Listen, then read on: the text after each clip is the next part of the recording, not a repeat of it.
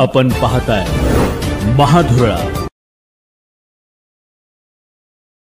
भारतीय क्रिकेटचा महानायक आणि क्रिकेट विश्वातील सर्वांच्या गळ्यातील ताईत असलेल्या सचिन तेंडुलकरांच्या कुटुंबानं आज कोल्हापुरात येऊन नरसिंहवाडी येथे दत्ताचं दर्शन घेतलं। सकाळी सचिन तेंडुलकर यांच्या पत्नी अंजली, मुलगा अर्जुन आणि मुलगी सारा हे विमानानं कोल्हापुरात आले। मुंबईहून कोल्हापुरात आल्यानंतर विमानतळावर उद्योजक तेज घाटगे यांनी त्यांचं स्वागत केलं। त्यानंतर तेंडुलकरांचं हे कुटुंब थेट नरसिंहवाडीला दत्ताच्या चरणी लीन होण्यासाठी गेलं।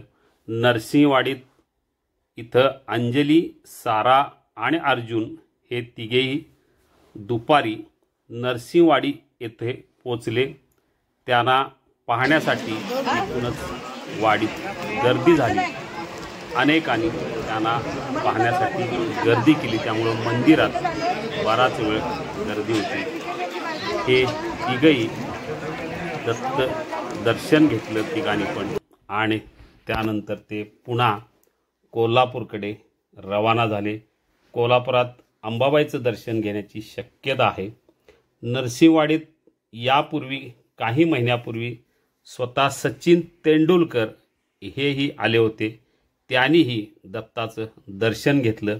तेव्हा तेंडुलकर यांच्या दौऱ्याविषयी अतिशय गुप्तता पाळण्यात आली होती। आजही तेंडुलकर कुटुंबीय जेव्हा कोल्हापूर दौऱ्यावर आले त्याविषयीही अतिशय गुप्तता पाळण्यात आली होती। तिघांनीही नरसिंहवाडी येथे जाऊन दत्ताचं दर्शन घेतलं आणि दत्ताच्या चरणी हे तिघे लीन झाले। एकूणच दत्तावरील सचिन तेंडुलकर कुटुंबियांची भक्ती या निमित्तानं नरसिंहवाडी दिसली। एक मिनिट हो, मध्ये मध्ये मध्ये